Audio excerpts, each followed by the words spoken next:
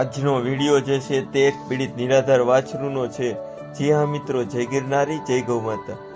સાવરકુંડલા ગામના આવેલ વિદ્યુતનગર વિસ્તારમાં એક વાછરું બીમારી અને કમજોરીના કારણે છેલ્લા 24 કલાકથી એક જ જગ્યાએ પડી ગયેલ હતું.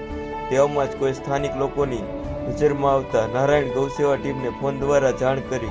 ગૌસેવા ટીમ તત્કાલ સ્થળ પર પહોંચી વાછરું જે છે તેને સેવા અને સારવાર જેવી સુવિધા મળી રહે તે માટે સાવરકુંડલા કેવડાપરા ગૌશાળામાં રાખવામાં આવેલ છે.